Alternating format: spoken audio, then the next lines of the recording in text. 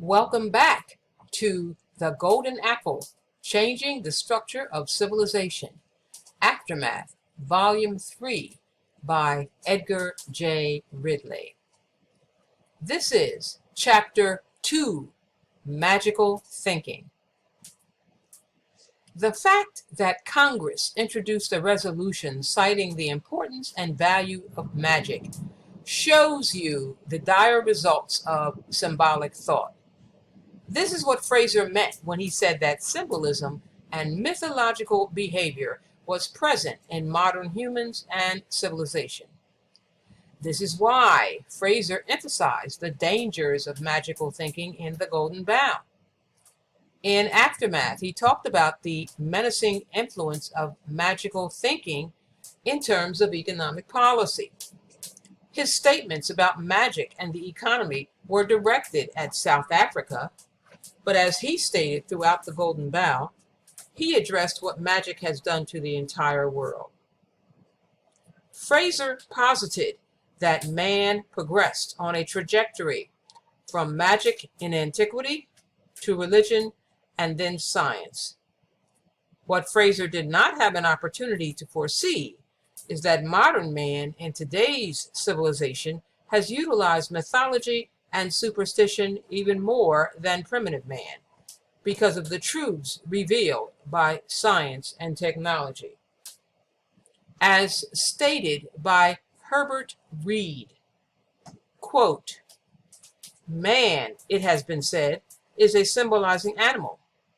It is evident that at no stage in the development of civilization has man been able to dispense with symbols. Science and technology have not freed man from his dependence on symbols. Indeed, it might be argued that they have increased his need for them." Unquote.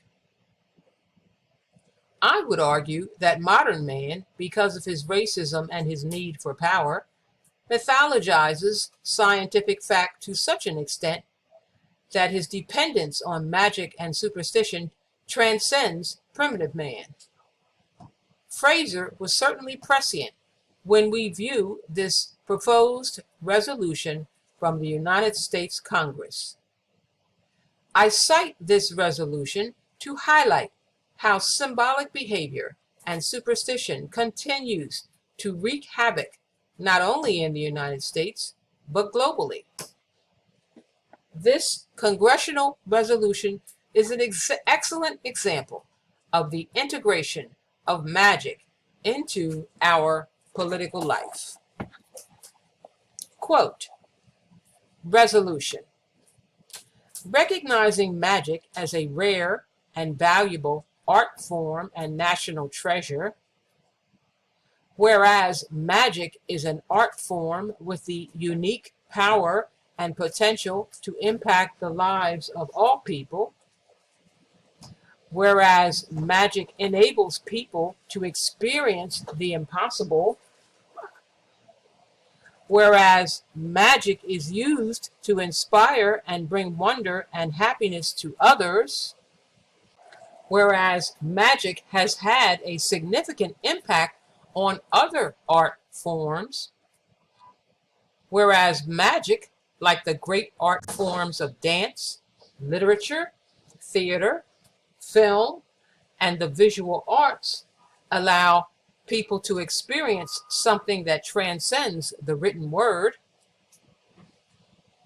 whereas many technological advances can be directly traced to the influential work of magicians, whereas futurist Arthur C. Clarke claimed that any sufficiently advanced technology is indistinguishable from magic, whereas one of the greatest artists of all time, Leonardo da Vinci, was inspired by magic and co-wrote one of the very first books on magic in the late 15th century, whereas modern cinema would not exist today without the innovative work of the accomplished magician Georges Méliès, whereas magicians are visual storytellers who seamlessly interweave elements of mystery, wonder, emotion, and expression.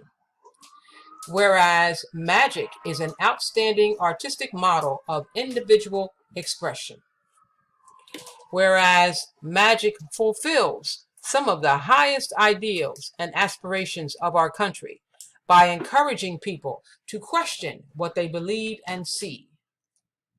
Whereas magic is a unifying force across cultural, religious, ethnic, and age differences in our diverse nation. Whereas magic is an art that transforms the ordinary into the extraordinary. Whereas the American magicians, Harry Houdini and David Copperfield, have been the most successful magicians of the past 2 centuries. Whereas David Copperfield, introduced to magic as a boy growing up in New Jersey, has been named a living legend by the Library of Congress. Whereas David Copperfield, with 21 Emmy Awards, 11 Guinness World Records, and over $4 billion in ticket sales, has impacted every aspect of the global entertainment industry. Whereas David Copperfield, through his magic, inspires great positive change in the lives of Americans. Whereas people consistently leave David Copperfield's live magic show with a different perspective than when they entered. Whereas Rebecca Brown of Portland, Oregon, left a David Copperfield magic show with a newfound inspiration to pursue her lifelong, unfulfilled passion for dance. Whereas 3 months after Rebecca Brown attended the David Copperfield magic show, she performed her first choreographed recital in Portland, Oregon's Pioneer Square.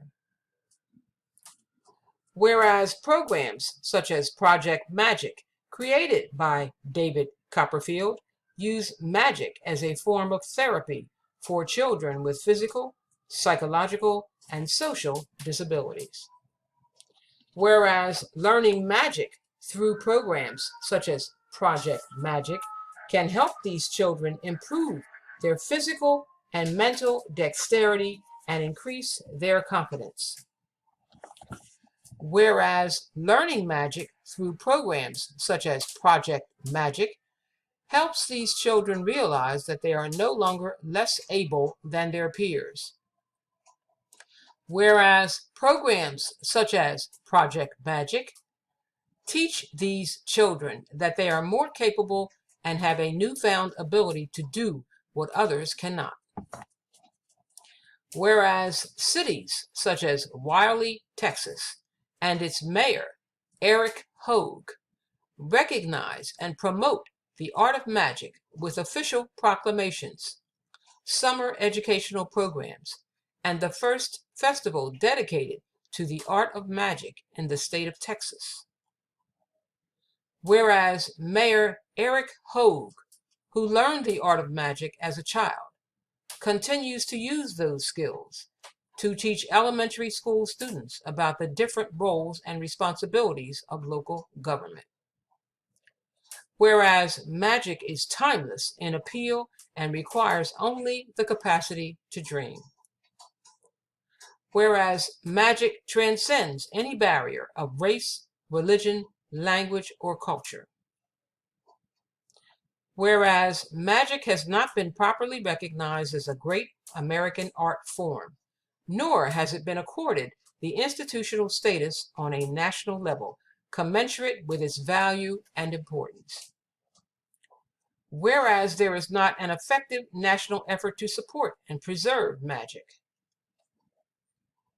Whereas documentation and archival support required by such a great art form has yet to be systematically applied to the field of magic. And whereas it is in the best interest of the national welfare to preserve and celebrate the unique art form of magic. Now, therefore, be it resolved that the House of Representatives, 1, recognizes magic as a rare and valuable art form and national treasure, and 2, supports efforts to make certain that magic is preserved, understood, and promulgated." Unquote. I would like here to address some of the statements in the above resolution. Magic as a rare and valuable art form is incongruous. Magic had its origin in symbolic thought and behavior, and, like superstition, has caused problems throughout the world that has resulted in genocide, suicide, starvation, and a permanent state of violence. Magic as an art form with a unique power and potential to impact the lives of all people is correct. However, it must be understood that it impacts the lives of all people in a most vicious fashion. Magic is used as a tool to spread and empower racism. It is even used as a tool in medicine to mythologize diagnoses and treatment. A glaring example has to be the failure to accurately diagnose and treat sickle cell disorders because they predominate among African people. Magic enables people to experience the impossible. Magic enables populations to experience total falsehood in every area of human activity. Magic is used to inspire and bring wonder and happiness to others. Magic is used to inspire people to terrorize other people, bringing a permanent state of terrorism and suffering. Magic has had a significant impact on other art forms. Magic, like mythology, has a negative impact on other disciplines and has caused the misuse of not only all art forms, but scientific research. Magic, like the great art forms of dance, literature, theater, film, and the visual arts, allows people to experience something that transcends the written word. Unfortunately, the impact of magic allows people to transform into the life of cults. The world knows what cultism has done to the experience of humanity. The cult forms lead to severe drug abuse and is evident in terms of what drugs, including opioids, have done to civilization. Many technological advances can be directly traced to the influential work of magicians. The technological advances due to magical thought have been a failure in every sense of the word, especially in their application, whether it be in the scientific laboratories or the peace negotiations in all parts of the world where there is conflict. Programs such as Project Magic, created by David Copperfield, use magic as a form of therapy for children with physical, psychological, and social disabilities. Teaching the benefits of magic through children's programs does the opposite of improving their physical and mental dexterity. Rather, it increases the neurological processes to engage in symbolic thought and behavior, such as the ability to deceive and mythologize. Learning magic through programs such as Project Magic helps these children realize that they are no longer less able than their peers. Project Magic facilitates false positive behavior patterns juxtaposed against the peer success stories who provide a less than desirable influence. Magic is a unifying force across cultural, religious, ethnic, and age differences in our diverse nation. My thesis of the neurological misadventure of primordial man states that humanity went from symptomatic thinking and behaving to symbolic thinking and behaving in ancient civilization. This produced the magical thinking that has haunted humans since the beginning of time. That magical thinking stems from a symbolic thought pattern that produced the religious warfare and racism that plagues our world today. The resolution goes on in its praise for magical thought. The United States Congress, by recognizing magic as a rare and valuable art form and a national treasure, is enabling a permanent state of national and global conflict that can only end in destruction. As has been stated throughout my Golden Apple series, magical thought, which has its origin in symbolic thought and relationships, has caused great harm to the worldwide economy, and it has allowed a type of behavior that has caused not only permanent states of genocide, but division and hatred in every geographical area in the world. The above is just a short part of the resolution that was introduced into the United States Congress. This shows you the ultimate effect of symbolic thought and its resulting mythology, rituals, and superstition. It must be understood that mythology produces magical thinking, and that magical thinking has led to religion, racism, and superstition. Symptomatic neurological sampling. At this point, I want to introduce a new tool, symptomatic neurological sampling. This tool follows the event that I created called the Neurological Misadventure of Primordial Man. I argue that this new tool, symptomatic neurological sampling, is being used both in symbolic thought and behavior and symptomatic thought and behavior. As noted, I have found Fraser's Golden Bough extremely thorough in unveiling symbolic thought and behavior in ancient and modern times. Fraser's great value is displaying what symbolic behavior does, explaining the results of symbolic behavior from ancient cultures to modern civilization. So we will begin with Fraser's use of symptomatic neurological sampling. Fraser's famous statement of the event of the church bells ringing in his ears from Rome is an illustration of symptomatic neurological sampling.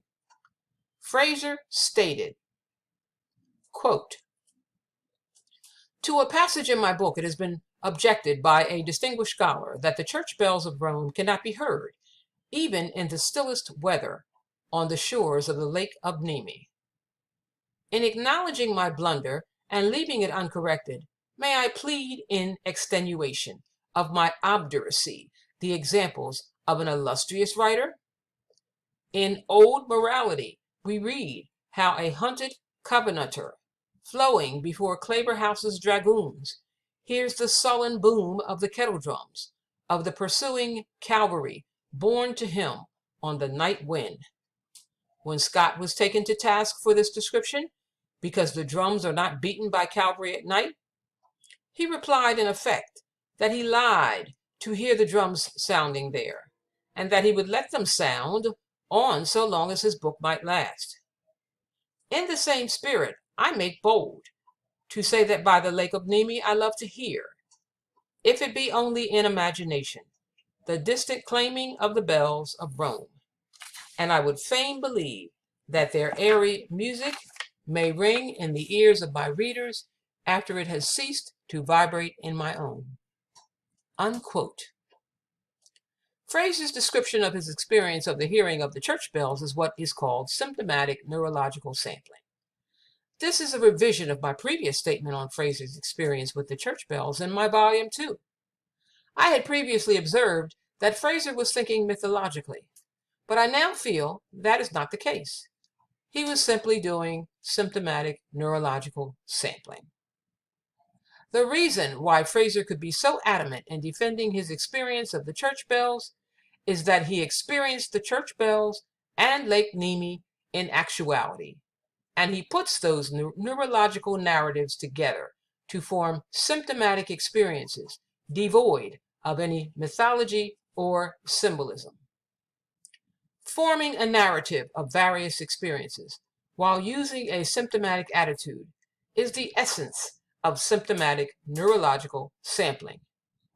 Your qualitative experience can be as if you have actually been at the event firsthand. By assembling a collage of symptomatic experiences using a symptomal reading practice, one can fulfill the objective of sharing qualitatively those valuable narratives.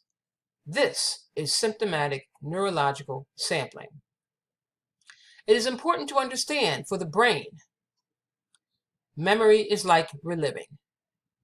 A new study on the brain showed that previous memory research focused on the recognition or recollection, not on specific symbols, but free recall, whatever popped into persons' heads. When in the study they were asked to remember short film clips that they had just seen. This free recall includes symptomatic experiences like sounds and smells that puts you in the realm of a symptomatic experience. These studies illustrate the power of reliving symptomatic life experiences through free recall. Such experiences can never be accomplished through a symbolic thought process, simply because symbolism has no connection to what it points. That is why it becomes mythological and creates superstition. This is a big part of the symptomatic neurological sampling process. Symptomatic neurological sampling provides a non-biased type of sampling that transcends all other types of sampling practices, including quota sampling, probability sampling, and non-probability sampling, and all other types of sampling that involves social research. That is Fraser's accomplishment through his entire 13 volumes of The Golden Bough. As noted earlier in my writings, which formed the backbone of my original thesis, early man underwent a neurological misadventure that I labeled the neurological misadventure of primordial man, when he went from symptomatic behavior to symbolic behavior. That is core. When early humans began to symbolize events and occurrences that they could not understand, superstitions and mythologies began to spread widely. See Figure 1. That event began a methodology of falsifying events that people either feared or did not understand. That is the reason the scientist Neil Shubin stated in his book, The Inner Fish, that the unknown should not be a source of superstition, fear, or retreat to superstition, but motivation to continue asking questions and seeking answers. Terence Deacon, in his effort to describe early man's transition from the symptomatic to the symbolic, stated, quote, "The near synchrony in human prehistory of the first increase in brain size, the first appearance of stone tools for hunting and butchery, and a considerable reduction in sexual dimorphism is not a coincidence. These changes are interdependent. All are symptoms of a fundamental restructuring of the hominid adaptation, which resulted in a significant change in feeding ecology, a radical change in social structure, and an unprecedented, indeed revolutionary, change in representational abilities. The very first symbols ever thought or acted out or uttered on the face of the earth grew out of the socio-ecological dilemma, and so they may not have been very much like speech. They also probably required considerable complexity of social organization to bring the unprepared brains of these apes to comprehend fully what they meant. The success of Sherman, Austin, and Kanzi at acquiring the ability to use symbolic reference in a limited fashion demonstrates that a modern human brain is not an essential precondition for symbolic communication. Chimpanzees, who have learned a modicum of symbols in the laboratory, have the benefit of dedicated researchers who can construct an elaborate training context. The first hominids to use symbolic communication were entirely on their own, with very little in the way of external supports. How, then, could they have succeeded with their chimpanzee-like brains in achieving the difficult result? How could a social environment have arisen spontaneously, which possessed the necessary supports for overcoming the immensely difficult and complicated task of teaching symbolic relationships to individuals whose brains were not only unprepared, but resistant to learning them? The transition to nascent symbolic culture probably began in fits and starts, with innumerable revolutionary trials and errors, before some semblance of stability was achieved. Some intense social evolution must have been responsible for creating such a context. But what sort of a context was it? Are the requirements for support of symbol transmission in an ape society so unusual that their spontaneous evolution will stretch credulity? Unquote. Traditionally, it has been understood that what separates humans from the non-human animal species is the ability of Homo sapiens to read and understand symbolic thoughts and procedures. But that viewpoint has been demolished. The event described by Gerald Massey needs to be repeated to show how the animal species understands a symbolic experience rather than a symptomal experience. Quote, "The present writer once had a cat before whom he placed a sheet for polished tin. The cat saw herself reflected as in a mirror and looked for a short time at her own image. So far as sight and appearance went, this might be another cat. But she proceeded to apply the comparative process and test one sense by another, deliberately smelling at the likeness to find out if any cat was there. She did not sit down as a non-verifying visionary to formulate hypotheses or conjure up the ghost of a cat. Her sense of smell told her that, as a matter of fact, there was no other cat present. Therefore, she was not to be misled by a false appearance in which she took no further interest. That, we may infer, was more like the action of primitive man, who would find no human likeness behind the phenomena of external nature. Indeed, man was so generally represented by the animals that the appearance could be mistaken for a primitive belief that the animals were his ancestors. But the powers first perceived in external nature were not only unlike the human, they were very emphatically and distinctly more than human, and therefore could not be adequately expressed by features recognizable as merely human. Primitive men were all too abjectly helpless in presence of these powers to think of them or to conceive them in their own similitude. The one primordial and most definite fact of the whole matter was the distinct and absolute unlikeness to themselves. Also, they themselves were too little the cause of anything by the work of their own hands to enter into the sphere of causation mentally. They could only apprehend the nature forces by their effects and try to represent these by means of other powers that were present in nature, but which were also necessarily superior to the human and were not the human faculties indefinitely magnified. The human being could only impress his own image on external nature in proportion to his mastery over natural conditions. He could not have figured the thunderbolt as a stone axe in the hands of a destroying power until he himself had made and could wield the axe of stone as the weapon of his own power. But he could think of it in the likeness of the serpent, already known to him in eternal nature as a figure of fatal force." Unquote. My emphasis on Fraser's work is that we must have a different interpretation of the Golden Bough itself.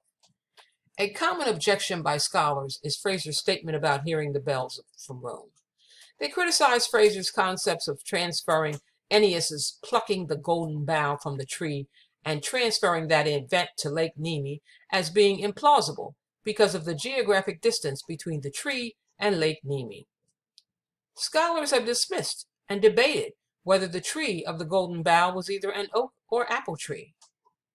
Critics argue the church bells in Rome are too far from Lake Nemi to be heard. Fraser must be mistaken. Scholars have misinterpreted Fraser's core points. I would argue that Fraser was simply exercising symptomatic neurological sampling. When he claimed to hear the church bells ringing, he was attempting to entice his readers to experience the same event. Indeed, I would argue that Fraser's exercise in symptomatic neurological sampling allows the reader to imagine the bells ringing. When Fraser suggests that the event of Ennius could be at Lake Nemi, he is again doing symptomatic neurological sampling.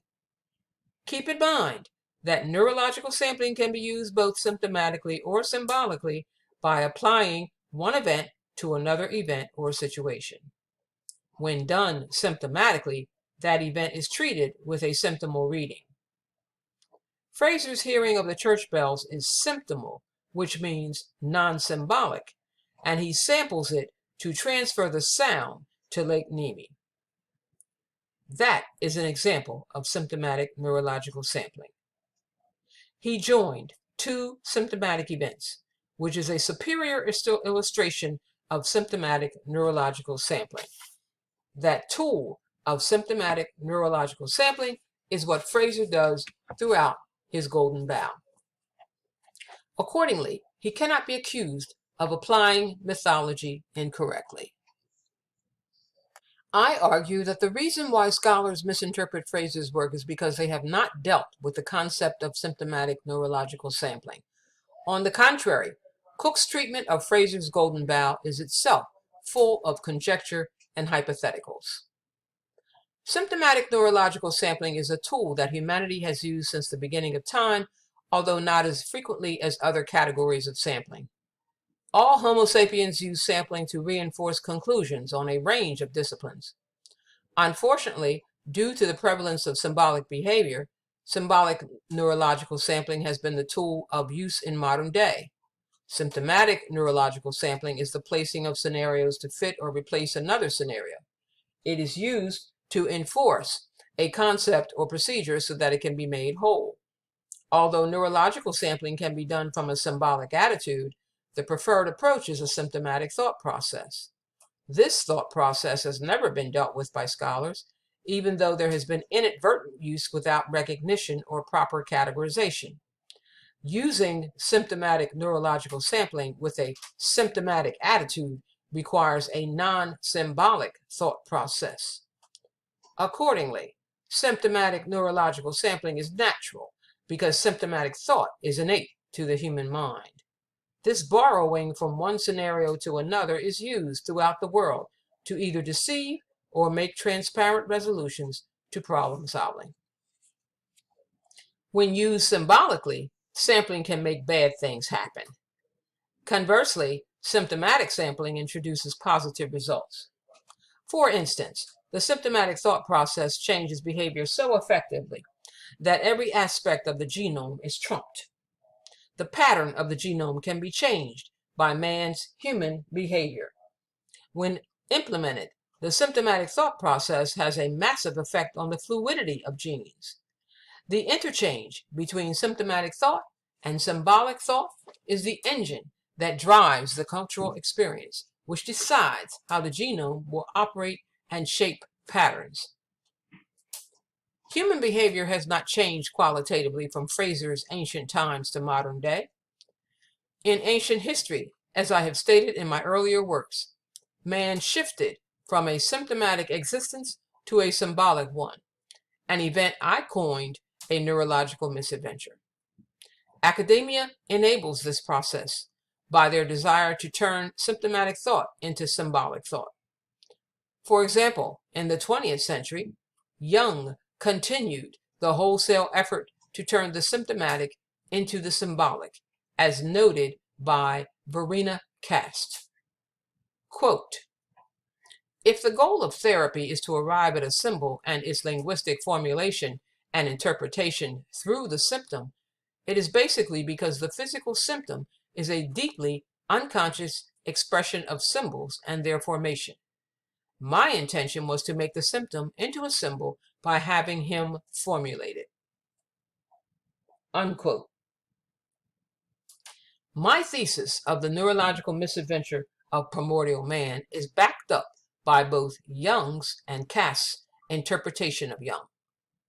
Unfortunately, Kast's goal of symbolizing symptoms is what has caused all the conflicts that we experience in the world today. Basically, the fields of psychiatry and psychology have gotten it all wrong. They have been fostering mental illness as we know it today. Symbolic thinking and behavior must be eradicated. As noted by Terence W. Deacon,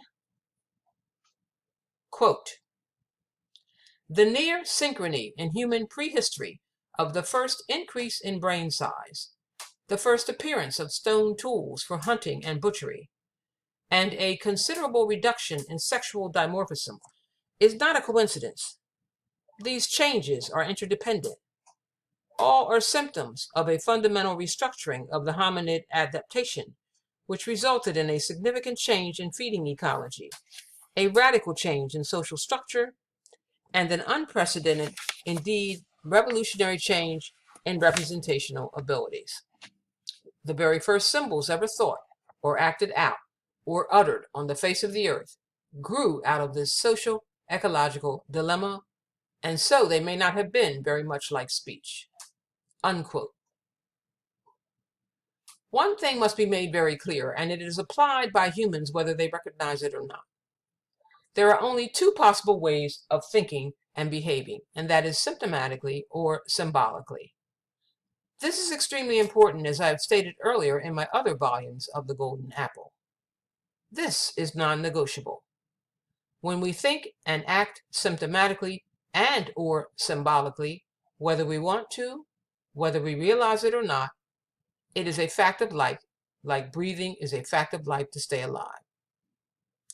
With that in mind, we must understand the power of symbolic thought. We are again reminded of the educator John Dewey's statement that the most important discovery in human history was the discovery of symbols. Symbolic thought is a mental illness that has caused conflicts and killings in every corner of this universe, creating misery and death to countless people worldwide. We return to Deacon. Quote, "One of the most difficult social symbolic relationships to mediate is peace. This is not so much because of a conceptual difficulty, but rather because of the high potential and high cost of deception. The problem of establishing peace after a period of war also demonstrates the importance of the indexical substructure of a symbolic social relationship. Agreements and contracts concerning future behaviors and obligations are intrinsically symbolic. Because the referential link between symbols and their objects is indirect, the very same features that make symbolic reference the only means for definitively representing something that is as abstract and virtual as a promise or contract also open the door to misrepresentation and falsehood. The problem lies in determining whether a symbolic gesture for peace is made in earnest, particularly when it comes from a former enemy who in other circumstances may have employed misrepresentation and misdirection as a ploy." Unquote. Deacon, who renames Homo sapiens as Homo symbolicus, indicates the failures of symbolic behavior, stating, quote, "Demonstrating true symbolic reference is analogous to establishing symbolic reference in the first place. Symbols refer to relationships among indices and are learned by first establishing these indexical associations. Regrounding questionable symbolic reference similarly requires a return to the indices on which it is based. So, the question is, what systems of indices does peace represent? Indications that members of the groups are not hostile. Indications that they would not engage in violent behavior even if the opportunity were to present itself. And possible indications that they are disposed to cooperate with one another. Unlike symbols, indices are part of what they refer to, and this makes them reliable in ways that symbols are not. To be true to symptomatic neurological sampling, we should replace his use of the term indices to symptoms." Author's note. Unquote.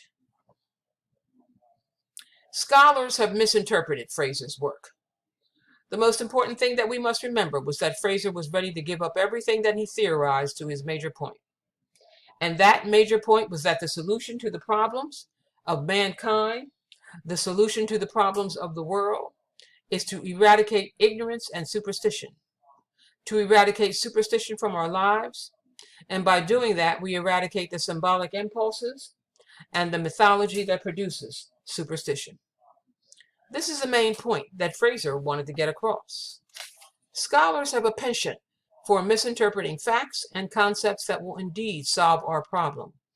And that is very interesting, because to solve our problem, we will solve the problem of greed, racism in every form, and the behavior that produces all the wars and violence on this planet. We must eradicate symbolic behavior from our lives so that we will have a civilization instead of barbarism. Another Frazer critic, L. Christensen, has stated that Frazer's main contribution is the event of modern man, the rediscovery of mythology and magic and religion, a reinterpretation that produces a resurgence of credibility. Quote, that has led to our modern reevaluation of religion, even of magic, as a positive and creative cultural force, the very study of which promises to not only enhance our potential to become more expressive and creative beings, but to enable us to bring the fearsome runaway results of a century of uncontrolled scientific inquiry under some kind of enlightened and ethical control, and thus ensure, hopefully, the continuation of the very life of the planet.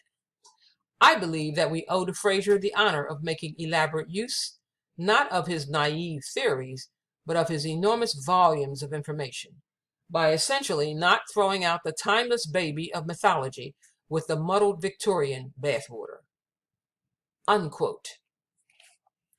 Christensen's observation is a misinterpretation of Frazer's work, ignoring Frazer's main emphasis, which was the eradication of superstition and ignorance. Instead, Frazer's critics turn that around and seem to dismiss that, or not even see it, because they do not want to eradicate racism or a symbolic quest from their lives, which indeed will destroy civilization. Frazer's Golden Bough was truly a classic. What made it so important is that he laid out human behavior from antiquity to the modern world. The scholars in his time never matched him, and few scholars in today's world could approach him. I have already noted A.B. Cook's critique of Frazer's work as being full of conjecture. It must be understood that where mythology is involved, hypotheticals and conjecture are used to describe the mythologies and superstitions of the behavior of populations.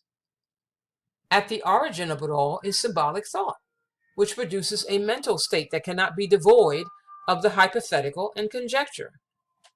As noted, Theodore Gaster was much more critical than Cook about Frazer's work, suggesting that the title of the Golden Bough was a misnomer. Gaster's observation showed that he did not understand Frazer's mission in writing the Golden Bough. Both he and Cook should have taken seriously Frazer's statement in the preface of Aftermath. It is very curious why Frazer's Aftermath did not receive the attention it should have. Apparently, scholars had not read Frazer's statement when he said, quote, this book is in no sense an independent treatise. It is simply, as the title purports, a supplement intended to provide some fresh information on certain subjects, which I have discussed more at large in the Golden Bough. Much of the new matter which the volume contains has been gathered from works that have appeared since the third and last edition of the Golden Bough was completed. I hold all of my theories very lightly and am ever ready to modify or abandon them in the light of new evidence. If my writings should survive the writer, they will do so, I believe, less for the sake of the theories which they propound than for the sake of the facts which they record. They will live, if they live at all, as a picture or a moving panorama of the vanished life of primitive man all over the world, from the tropics to the poles, groping and stumbling through the mists of ignorance and superstition in the eternal search after goodness and truth. Unquote. Frazer's statement is extremely important and has been totally ignored by Frazerian scholars worldwide. The statement was never interpreted accurately. A symptomal reading of Frazer's statement is that Frazer knew the dynamics of mythology. He understood that symbolic behavior produced a mythological interpretation of events. That's why he stated that he holds his theories very lightly. As important is the fact that primitive and modern man displayed symbolic behavior, which produced ignorance, superstition, and racism. Frazer understood that the problem of humanity was symbolic behavior that allowed man to make decisions based on superstition and mythology. That was what the Golden Bough was all about. Unfortunately, humanity is on a symbolic quest, and their interpretation of events is symbolic through and through. That is the reason why a Fraserian scholar said to me that academia did not take Fraser's 13th volume, Aftermath, seriously. This scholar suggested that Fraser was blind and mentally incapacitated when he penned his 13th volume, and therefore the contexts were being disregarded by the academic community. This is a salient illustration of the sickness that racism produces. I say that racism causes mental illness. Symbolic thinking and behavior is a mental illness. Clearly, Fraser's statements demonstrate the thrust of his investigation into man's behavior. Unfortunately, Fraser's critics emanate from a symbolic attitude that needs to be transformed into a symptomatic thought process.